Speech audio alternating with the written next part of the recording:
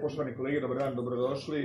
Vanredna, da tako nazovem, pres konferencija, Mladen Bosančić za fudbalski klub Sloboda, jedna od prelomnih bitaka se vodi za opstanak fudbalskog kluba Sloboda. Mladen Bosančić će vam više riječi reći, odnosno već ste već upoznati dobrano sa posljednjim dešavanjima na posljednjoj skupštini, međutim, Mladen će vas tačno u detalje obavijesti šta je tačno bilo i kakva su dešavanja bila, ne samo na skupštini, već i oko skupštine i sve te malverzacije koje su se dešavale tada. Prije svega da vas pozdravim, da se ugodno osjećate na ovoj, mada se ja loše osjećam, iskreno vam kažem, naročito poslije sve ove gulgule što se kaže. Da vas upoznam, skupština kluba Slobode, fudbalskog kluba Slobode Novi Grad održana je 14.6.2019. godine. Na inzistiranje 15 delegata koje smo imali potpise. Znači, tražili smo vanrednu skupštinu, no međutim nije nam uslišeno i stavita je normalno redovna skupština, peta redovna skupština, tako su je proglasili. Znači, nije bila vanredna, nego je bila redovna. Redovna skupština je išla, normalno što ide redovna skupština, znači da se ide financijski izvještaj za 2018. godinu i usvajao se zapisnik sa prošle skupštine koja je održana prije godinu i po dana, zapisnik sa te skupštine. Ulaskom u sala je bila izazvala, znači sam taj događaj čekao se u Novom Gradu jer je zvanično sudbina fudbalskog kluba Sloboda u pitanju. Interes je bio takav da dosta ljudi je bilo i vani, nisu mogli da uđu, jer 50 ljudi je bilo unutra. A stoga da je bilo najmanje delegata, to je zabrinjavajuće, znači ljude više koji žive dole interesi Sloboda nek delegate. Znači od sveukupno 35 ljudi koji su zvanično delegati, prisustvovalo je 18 delegata, što je 18 zvanični i jedan lažni delegat, što se kaže lažni delegat, podmetnuto isto ime i prezime, Kovačević Dragan. Pojavio se drugi Kovačević Dragan, otac kapitena Saše Kovačevića, i lažno se potpisao Mi u tom, pošto je čovjek invalid, mi smo mislili da je on u prvom redu zato što je invalid i ne može da se kreće, ide na štakama i tako. Nismo obraćali pažnju na taj dio.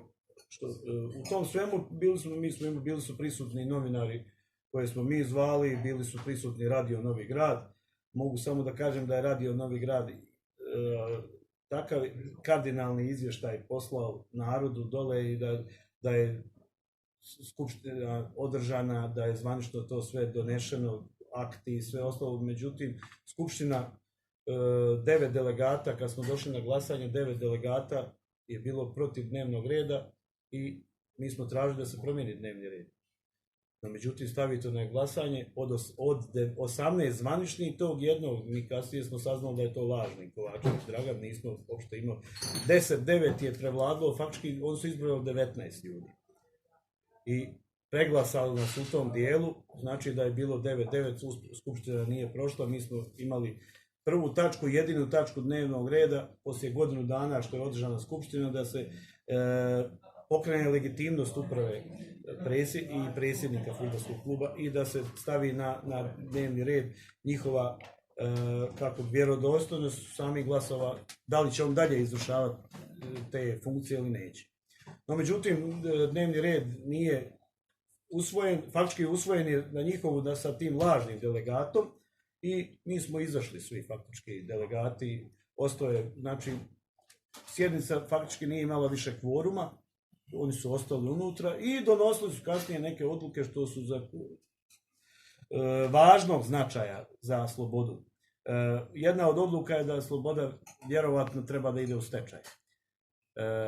Juče sam imao razgovor sa predsjednikom skupštine kluba Borislavom Japunčom i on ide sa tim predlogom da se sazove vanredna skupština i da bi se iznijeli kompletni predlozi za taj dio. Sad da vas upoznam, redoslijed događaja je takav da vam kažem, Kovačević Dragan, zvani Apis, čovjek koji je major u penziji, ja mislim on je zvanično skupštinar ili kako hoćete delegat kluba, na tu skupštinu nije došao. iz prostog razloga zato što nije dobio materijal i nije dobio poziv zvanični da prisustvuje skupštini, kako su dijeljeni i drugim.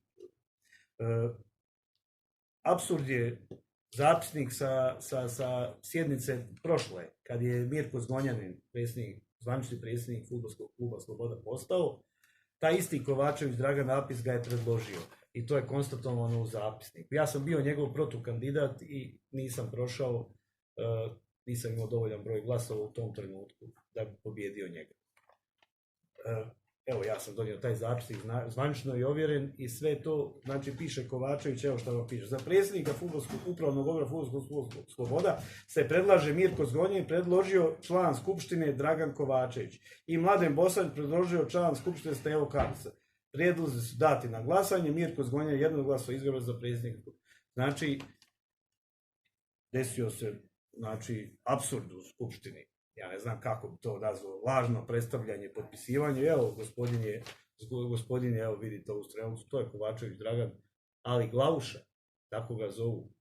Inače čovjek koji je ležao u zatvoru 7 godina, samim tim ne može da bude član, a kamoli da glasa i da nešto da uče krucijalne odnose, ove stvari za slobodu. Ja ne mogu, ja ne mogu vjerovati. Znači, strašne stvari se dešavaju. Kad samo veselje sa tim 10, kako je to, kao da je, meni je žao što je Sloboda došla i što je došlo na to da se 10, 9, da to zna, samim tim što je to sve lažno. 9 da je bilo prekinuto, mi bi skupili razgovore normalno sa svima da vidimo šta ćemo dalje. Ili ćemo prekinuti skupštinu ili sa ovim činom su oni dokazali šta rade ljudi. Nešto se krupno dešava u Slobodi. Samim tim što taj 10. što dovode čovjeka koji je osuđen 7 godina za teško krivično djelo, da ne kažem, ne bih htio ovdje da ružno je. Ali, ako misli čovjek da ja pričam neke stvari koje nisu tačne, neka tuži. Ima sud, pa ako je to tako, bit će podnešena prijava, znači, i dokazivanje krim policiji ko je Kovačević Dragan stvari. Znači, mi imamo sve dokaze, imamo svjedoke na skupštini. Pa ako Sloboda može, ako Slobodu treba da predstavljaju ljudi, a samim tim da vas upoznam u skupštini kluba, a po statutu Fudbalskog saveza Republike Srpske ne mogu da sjede lica koja su kažnjiva i kažnjena i koja su ležala u zatvoru. U mojim saznanjima u skupštini sjede njih 5. Nek se sami pronađu, zna se koje leže u zatvoru. Ali igrom slučaja su oni tamo onih 9-10 što su. U 9 ljudi vamo koji su glasali da se ide putem koji je za slobodu pravilan, znači da se stavi na stol koliko smo dužni, da znamo sve stvari koji će, znači teška je istina nekad, ali istinu moraš da istinu sagledaš i da kreneš naprijed. Kolike su dugovi slobode, to je najbitnija stvar, niko ne iznosi kolike su dugovi slobode. Znači, 9 ljudi koji je glasalo je 9 bivših igrača. Da i sad, ja ću vam dati imena. Sve i jedan je bivši igrač Slobode. A u ovi drugi 9 i ovaj lažni jedan, mogu vam reći da podeblji papir bi trebalo da objasniti te ljude. Tako da ja to sve pričam sa argumentima. Da vam kažem, mi smo tu bili oštećeni, faktički, bez obzira što je Mešić, Elvis naših glasove vamo, što se kaže naš, vaš, nećemo tako, nego čovjek je sad isto, tu je čovjek je član Skupštine Fudbalskog saveza Šabić, Ernest, Fudbalskog saveza Republike Srpske, izbačen je sa Skupštine. Predsjednik je rekao da on za njega nije član Skupštine. Imamo člana delegata u Fudbalskom savezu Bosne i Hercegovine, Milana Vukovića, koji je predsjednik fudbalskog kluba Dobrnje. Nama, da vam kažem, kako sad izgleda konkurentno kluba, ja to nisam nikad vidio da može predsjednik kluba drugog biti u delegatu u drugoj skupštini. To meni začuđujuće. Ali da vam kažem, u Slobodi izgleda sve moguće. I ja samo pokušavam da sagledamo svi zajedno šta je to. Sloboda slavi 110 godina postojanja. 110 godina postojanja. 110 godina, pa. Za 100 godina, vidite, samo da vam nađem, mi mjesto da se bavimo mjesto da se bavimo sa činom proslave i činom organizacije te godine, jer to bi trebalo da bude 110 godina Fudbalskog saveza, faktički igranja Republike Srpske, fudbal Republike Srpske. Mi se bavimo sad, hoće li Sloboda ići u stečaj ili neće. Gledajte ko je nama bio predsjednik organizacionog odbora, naš predsjednik Milorad Dodik za 100 godina. A mene je sramota kao što pokazuje ovo koliko smo mi pali za 10 godina. I šta smo mi napravili od kluba? Da ga ugasimo, znači da slavimo 110 godina najstarijeg fudbalskog društva u Republici Srpskoj.